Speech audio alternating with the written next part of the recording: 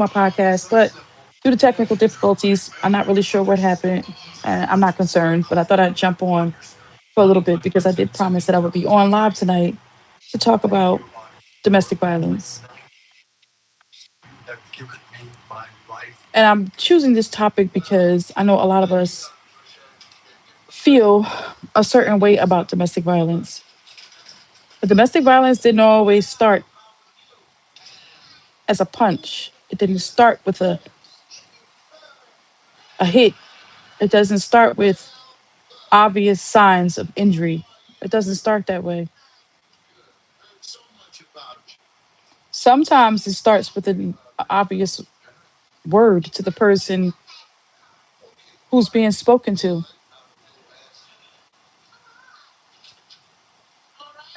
You guys got to stay with me. Welcome back to the Beth B Shift, where the vibe is unmuted, unafraid, and unapologetic. I'm Beth, and I've chose this topic tonight because a lot of us feel that if someone is being abused and they are a victim of domestic violence, that there should be some visible signs of injury. And some of the words I'm going to say tonight won't be good. They won't be all fluffy. They won't be. Some of them may be triggering, but I feel like we need to see what domestic violence does, how it affects people, and not just the person who's the target, not just the person who is suffering from the actions of another. Every time you think about domestic violence, what do you think? What do you say to yourself? What do you see? We often think that domestic violence is always associated with scars or with injuries, something that is visible for us to determine that domestic violence is an issue in a relationship or in a situation. And that's not always the case.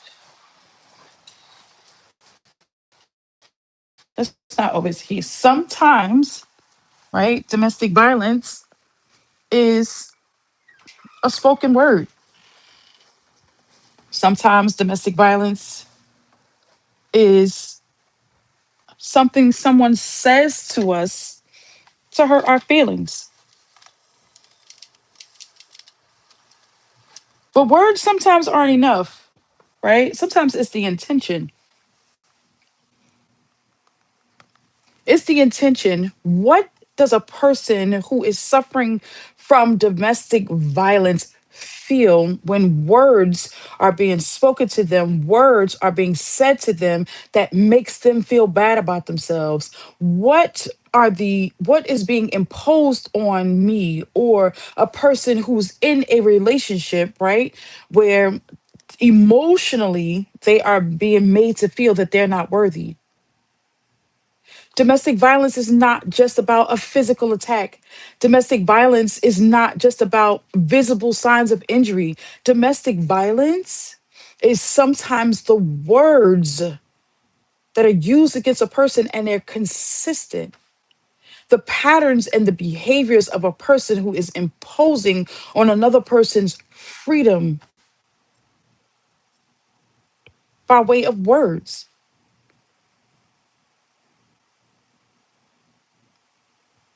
Sometimes it's the other person's opportunity to force me in a situation or force my feelings to conform to what it is that they want. And here's a little disclaimer. These little triggers, these words that I'm using, the intention is not to trigger someone and to make somebody feel bad about their situation, but it's to bring awareness to the fact that domestic violence is more than just physical abuse. It's more than just hands to another person's person. It's not it's more than just physical abuse. Sometimes a person can speak to you in a tone that is unwelcoming. Sometimes that tone hurts your feelings. And domestic violence is not, emotional abuse is not just one incident. It's more than one incident. It's one more than one incident, and it's consistent, consecutive. It's the behavior of a person who imposes on the freedom of another by saying words, physical things.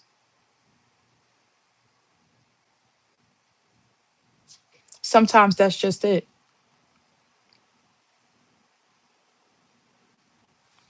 And bringing awareness to this issue is to educate people on what the alternative is. Sometimes we're in situations that we can't get out of. Sometimes people are in situations where they're in love with someone, they're in a relationship with someone, they live with the person. Financially, they cannot get out. They're struggling to think the best of themselves when they are being told every day of their lives with this person that they're not worthy. They're being told that they don't matter. Someone is imposing on their freedoms to be the best version of themselves. Sometimes all we know is what we see. Some of us grow up in households where domestic violence isn't obvious. Sometimes it isn't obvious at all. Sometimes we see it, we study it, we accept it. And if we're in a situation where it's a part of our livelihood, right? If I get a spanking as a kid and now my mom is getting a spanking from the same person, I don't always see it as domestic violence. I don't even know what it is because I don't have language for it. I don't have words to describe what's happening. I don't know what it is at all. And it's not until I become an adult and I realize that this behavior is unacceptable. Sometimes I don't understand the behavior until someone else says that shouldn't happen to you.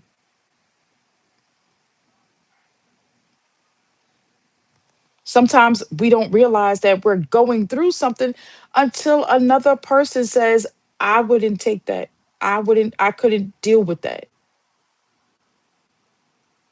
And a lot of us shun the fact that we're in the situation because we don't want anyone to know. Some of us are from the space where people say, whatever goes on in my house stays in my house. So we don't look for resources to help us figure out how we can have better options or there's an alternative to what it is that we're going through. Some of us, we don't even consider that. We don't think about it. But we gotta be mindful and we have to remember the fact that we matter. We have to remember the fact that our words matter, our emotions matter, our feelings matter. And no one has the right to impose on what it is that we think and feel. We have the right to stand up for ourselves, especially in a situation where someone is using their words to make us feel bad about ourselves. Domestic violence is a real thing. And a lot of us, we I don't want to say we ignore it, but we don't deal with it head on. Sometimes the onus is on us to be different or to make the change, but we don't make the change. Sometimes we can't make the change. Sometimes we don't feel like we can make the change. We're in a space where we feel like no one's going to listen because the only person that we love and care for is telling us that we don't matter. Sometimes we don't want to hear messages like this because we don't want to face reality because it's hard. And even when we reach out to a friend or we reach out to someone and we feel like, I need to talk to someone, I don't like what I'm going through, I need to make a change, something else has to happen besides this. I want to be happy. We hear stories of other people who have a domestic situation and lives are different from ours,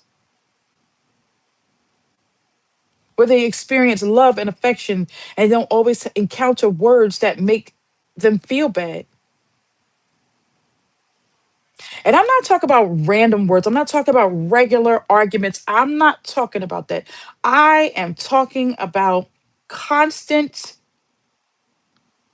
behaviors where a person is using their words to make us feel bad on purpose. The intention is the thing that we have to pay attention to. And when those words are used against us and we don't know what to do, we don't realize that there are alternatives, that we can call a friend, or that there are resources that we can use to help us get out of the situation that we're in. Some of us are stuck in a situations with a domestic partner where we're being abused, whether mentally, physically, or emotionally.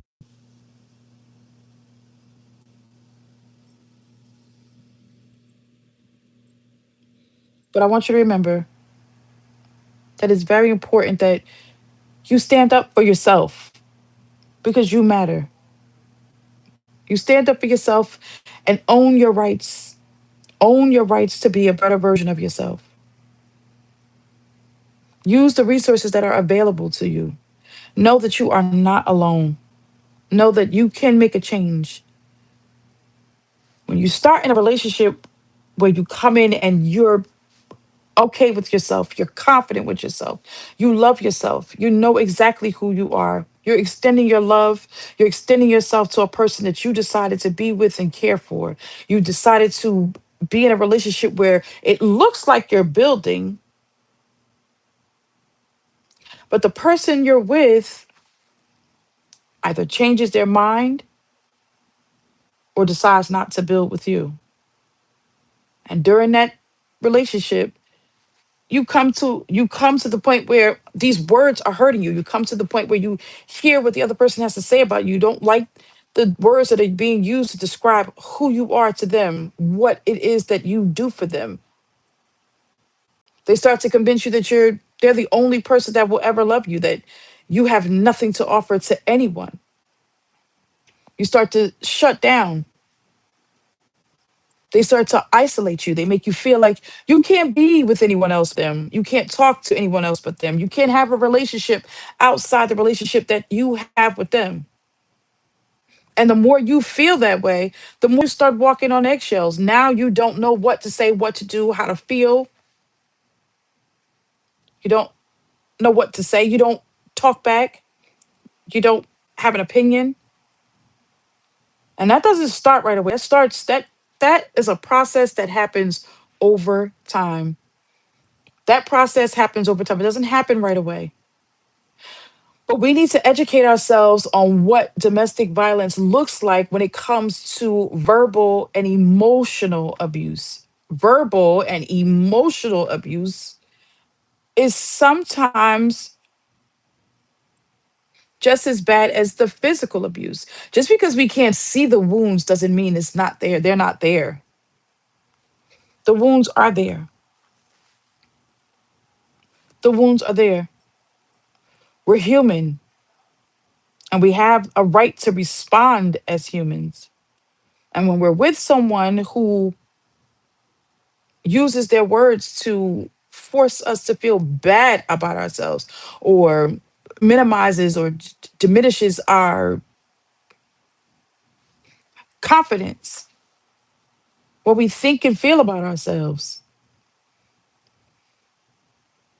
Imagine being in a situation where you're in love with someone, you care for them, you cater to them, you accommodate them, you make sure everything that they're asking for is satisfied and nothing is given in return. And every time you look to give, or you look to accommodate, or you look to make them feel better after they've submitted their complaint, right? Because everything starts with a complaint. And relationships, they all start out great. Everybody starts out happy. And then somewhere along the lines, they start to express how they feel. And that's natural in a relationship. It's a natural thing. People do that all the time. But when it starts to impose on our freedoms, when it starts to impose on who we are and what we feel about ourselves, when it starts to diminish our ability to be confident and walk affirm, knowing that we are who we are and that we deserve happiness, we deserve to be free, we deserve to be loved, we deserve to be cared for, we deserve affection. When it starts to impose on those things that we have set out for ourselves, we have a decision to make. And sometimes that decision is not easy. That decision isn't always easy because, in my mind, I'm believing that if I love you and I'm building with you, that we should be on the same page. But two can't walk together unless they agree. And if everything I do is wrong, if everything I say is wrong, if I always have to walk on eggshells to make sure that I accommodate your feelings and emotions, and everything you have to say to me is always hurting me, it's always making me feel bad about myself, if it's always forcing me to make you happy and forget my own feelings, if I have to shrink and be a different person, if I have to think that I'm not worthy and everything I should do should appease and accommodate the person that I love, the person that I'm in a relationship with, who cannot see me, who always wants glitz and glory just for their own, they're on a pedestal and they put themselves in a space where now they're trying to force me to love them beyond capacity, where they're forcing me to love them beyond myself, where they're I don't want to say force, but they're encouraging me with the words that they're using to describe the things that I don't do that they don't like. And I'm not talking about I don't cook the right meals. I'm not talking about me not using the right season. I'm not talking about that.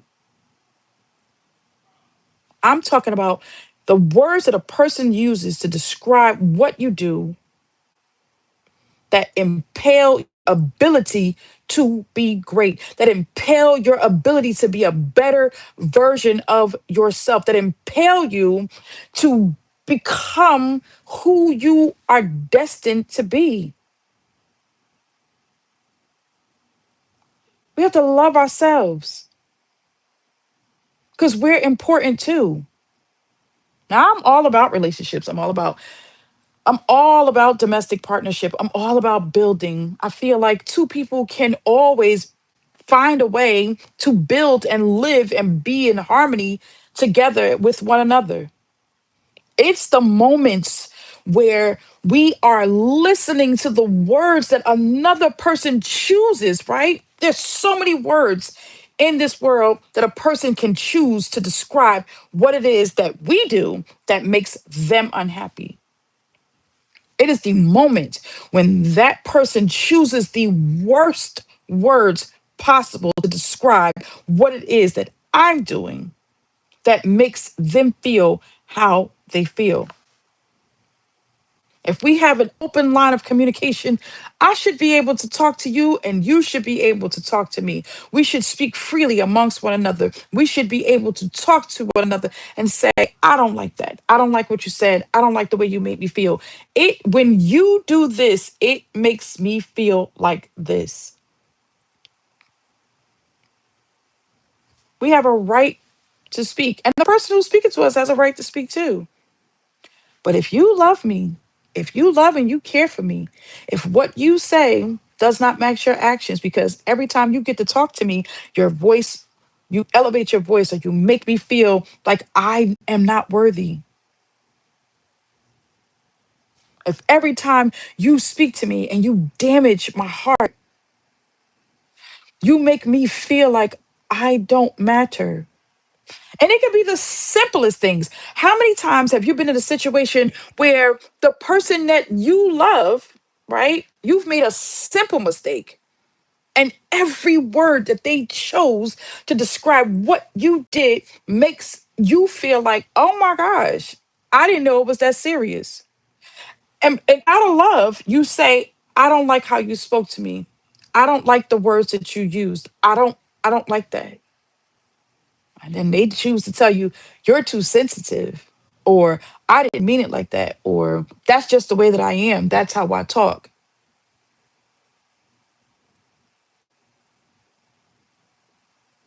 We have to be mindful that we deserve love too. We deserve to be seen too. It's the onus is not on us to carry a relationship where two people are involved. I'm not responsible to make you happy all the time. I'm not responsible for making sure that everything I do is to accommodate your feelings all the time. A relationship goes both ways, it's a two-way street. I'm not always responsible for making you happy. I want to make you happy though, because I love you. I want you to see the beauty in me because I love you. I want to share everything that I have with you because I love you. But when you start tearing me down, I have to make a choice. I have to decide between your happiness and my mental stability. I can't always accommodate you if everything you think of me tears me down. Domestic violence does that. And because we don't talk about it, right? It's a taboo. Nobody wants to talk about the hard things. Nobody wants to have the hard conversations. Nobody wants to admit. We don't want to admit that we're in a situation that makes us feel like we're not worthy. We don't want to admit that. We don't want to see that. We don't want to deal with it. It's a hardship. Because first I have to admit to myself, how did I get here? What did I do to make this happen? How did I contribute to this situation? But sometimes we buy into the illusion. We buy into the illusion of someone who tells us that they love us. We buy into the illusion, believing that that person is going to accommodate us the same way that we choose to accommodate them. We buy into the illusion that someone's going to care for us the same way that we care for them. But that's not always the case. It's not always the case. And those are the spaces that we need to be mindful of. We need to pay attention in that space. Because if we're in a mutual situation and we're in a mutual relationship and we're in a mutual agreement where I've decided to be with you and you've decided to be with me, and the very thing that I do, it could be the most simplest things. And it just makes me feel bad every time you speak to me. Whether it's the silent treatment or I didn't cook something correctly or I had on the wrong dress, that's not fair. And then when I choose to say what it is that you've done to me, I don't get to speak. And if I do speak, you return with the silent treatment. And domestic violence doesn't always look the same. It doesn't show up in every situation the same way all the time. It just doesn't. I remember a time where I saw a woman come into the post office, and this lady looked disheveled. She had papers in her hands. The papers were crumbled. You could tell that she cared about them because she needed them, not because she wanted them to be important. She looked like she had dressed herself, but not for the occasion. She put on her clothes to come outside to manage what she needed to manage because she was instructed to do so. She shows up at the post office. I'm standing in line and she's ahead of me. She's talking to the clerk and she's trying to get help.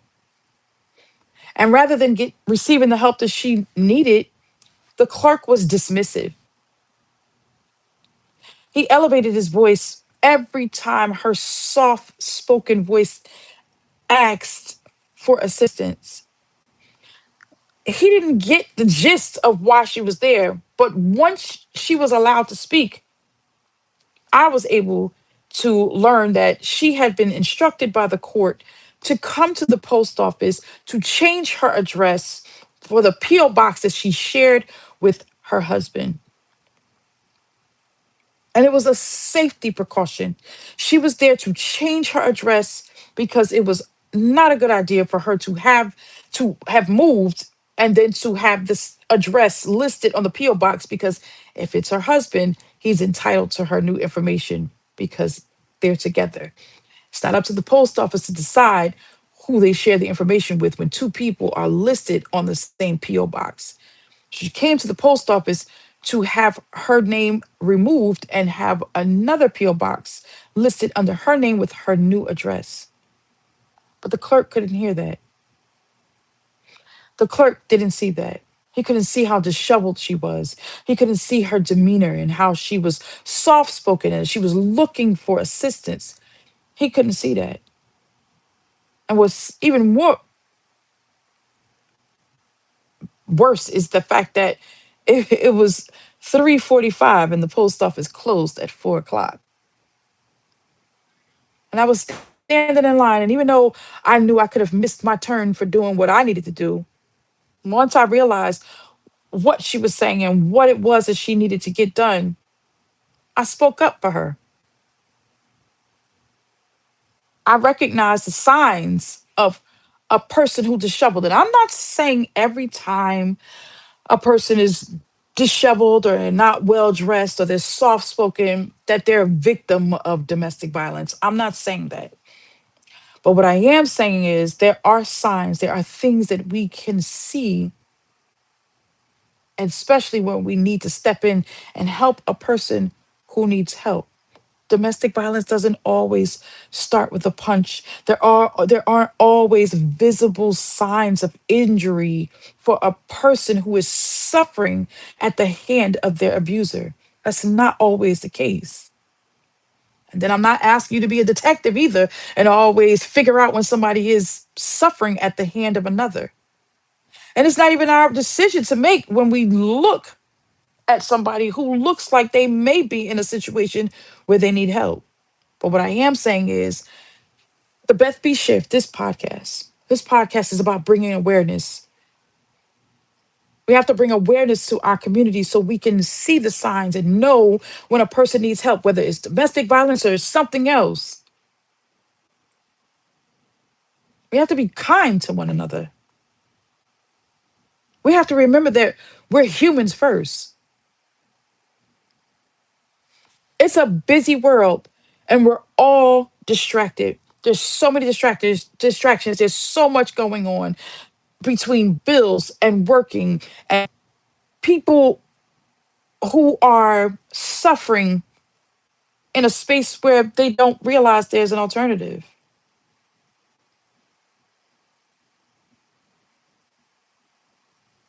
But we can be the voice. We can be the voice for someone who lost their voice and they don't realize it's still there. They just have to activate it.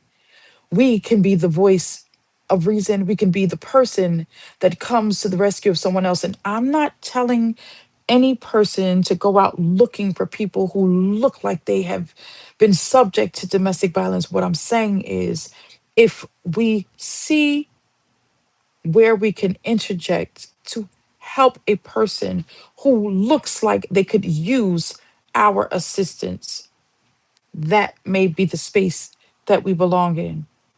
We have to be mindful that domestic violence does not come in the form in which we perceive it. There's so many different levels and elements to what it is that that particular thing encompasses. There's so many other elements, not just physical all the time. Sometimes it's verbal and emotional. And even when we're the person who's experiencing these things, we got to be mindful of that as well because we get to stand up for ourselves. We get to choose. I hope this message has been helpful for someone.